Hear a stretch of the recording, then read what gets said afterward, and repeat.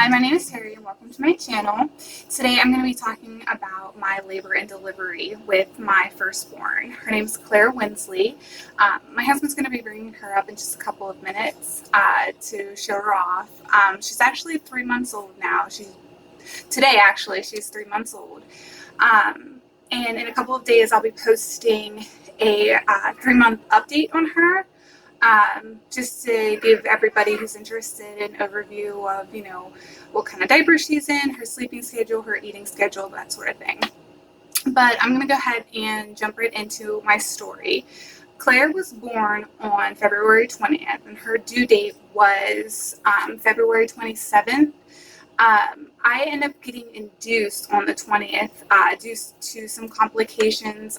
My doctor thought that I might be becoming preeclamptic, and to prevent that from basically happening, we decided to induce me at 39 weeks. So that morning, which was Tuesday morning, I went in and they started me on Cytotec because I wasn't thinning out at all, and I was only dilated to about 1 centimeter. So they gave me the Cytotec. I walked around for a couple of hours, and this was 1 o'clock in the morning by the time they had given me the Cytotec. By 8 o'clock in the morning, my doctor had come. He had checked me. Didn't really dilate. I wasn't thinning out much either. So they didn't give me another round of the Cytotec, but they did start me on Pitocin, and he had broken my water at that point. So about, I would say, 3 or 4 hours later, they checked me and I still hadn't dilated. I had only gone up to about 3 centimeters, 3.5. And I had not gotten an epidural at this point. I was very determined not to get an epidural. I wanted to do natural childbirth, but you kind of crack after a point of that much pain, and I caved. And I'm not ashamed to say it, I caved, and thankfully I did, actually. So around 4:30, I had gotten the epidural, and I did not do well with the epidural. About an hour after getting the epidural, I ended up starting to feel the contractions again on the left half of my body, like completely. I felt everything on that side of my body. So the anesthesiologist came in and gave me another bolus. However, after 45 minutes, I was feeling everything all over again too. I think that my body just metabolized the epidural more quickly than most. I'm not really sure. They didn't really explain it to me. So at about 5:30, 6 o'clock, it was 6 o'clock, my doctor came back in and checked me again, and I still wasn't progressing. And at that point, he was starting to get concerned because every time I would contract high enough to actually dilate, her heart rate was dropping. So he was very concerned. So I ended up having an emergency C-section, which I was terrified about. My mother actually had a C-section with all of her children. She has 4, and so that made me feel a little bit better because I had someone to turn to about it, but it was still terrifying because I had never had any type of major surgery before. So they wheeled me in. They used my epidural instead of giving me a spinal tap, which I was very thankful for. However, they had to do like 5 or 6 boluses of the epidural before I didn't continue to feel anything.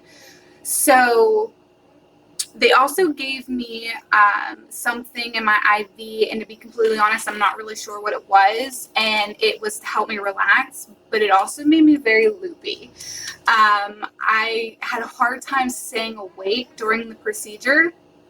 I remember halfway through when the doctor told me that they were getting ready to pull her out, and I had a shot of adrenaline come through me, and enough for me to see her, and they had walked her over to clean her up and weigh her.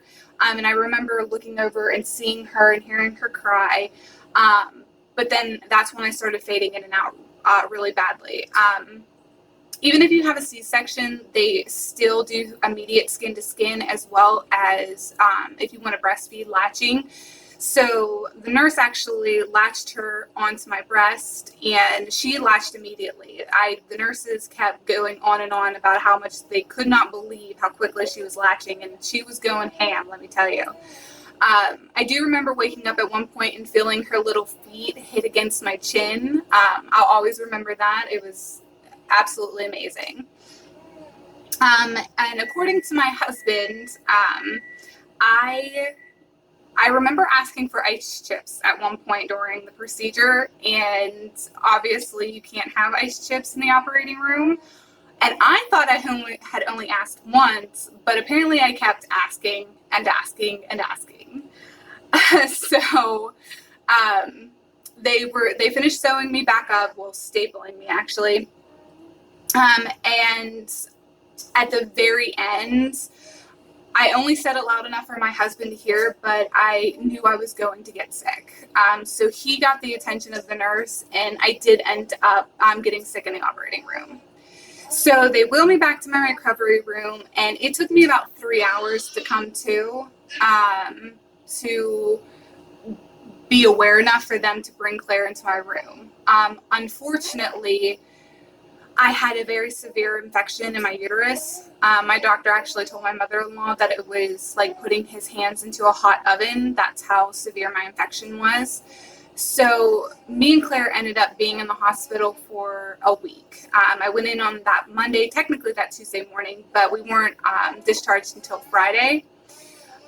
Sadly, because of my infection, they put her on IV antibiotics as well. She didn't have the infection, but to be proactive, they wanted to make sure that she didn't get it because her white blood cell count was actually elevated. It was still within the normal range, but just to be on the safe side, they still did the IV antibiotics. Now, I don't know any of you that have experienced that, but it was heartbreaking. They brought Claire into the room at 10 o'clock that evening, Tuesday evening, and by 2 o'clock in the morning, they had taken her out, and she had to stay in the nursery from that point on because of her having the IV. And that was devastating for me, not having her in the room, especially, my hormones were going crazy. I had just had a major procedure. She was my firstborn, so I had a lot of things, going through my mind. And my first one was, her, is she okay? Is she going to be okay? So I don't know if any of you can hear her, but she's actually downstairs queuing. But so every 2 hours, I was getting up out of bed and walking down to the nursery so I could breastfeed. And she actually did really well breastfeeding at first. And I'll do a whole separate video on, when we brought her home and the breastfeeding and issues that we had there. But as for, the delivery and such, everything ended up being fine with her. She is a very healthy baby girl. She weighed 6 pounds, 11 ounces. 6 pounds. I thought it was 6'9". 6'9", that's right. Yeah, she was 6 pounds 9 ounces, 19 and a half inches. And she was born at 7:30 in the evening. I do recall the best feeling that I've ever experienced was Friday morning. For those of you who've had C-sections, you know that getting up in and out of bed for the first couple of days is excruciating. So I was actually in the restroom, and my husband was actually helping me go when the nurse knocked on my door. And I remember them wheeling her into my room, and I was so unbelievably happy to finally have her in my room for me to take care of her that I seriously broke down in tears. I was so happy to finally have her there. And just to be able to pick her up and love her whenever I wanted. The nurses had no problem with me going down to the nursery anytime, but, the day that I was due to be discharged, there were 10 babies born. So for me to keep trying to go in and out of there, because they have to scan you in and out, because it's a locked unit, I felt like I was kind of getting in their way a little bit. So I would only go down to feed her, and I would stay to feed her, and then I would leave because I didn't want to be in their way. And that's hard because I'm a first-time mom, and obviously I want to just spend all my time with her, but at the same time I know that they need their space to do their job. So that was probably part of the most difficult thing that I went through.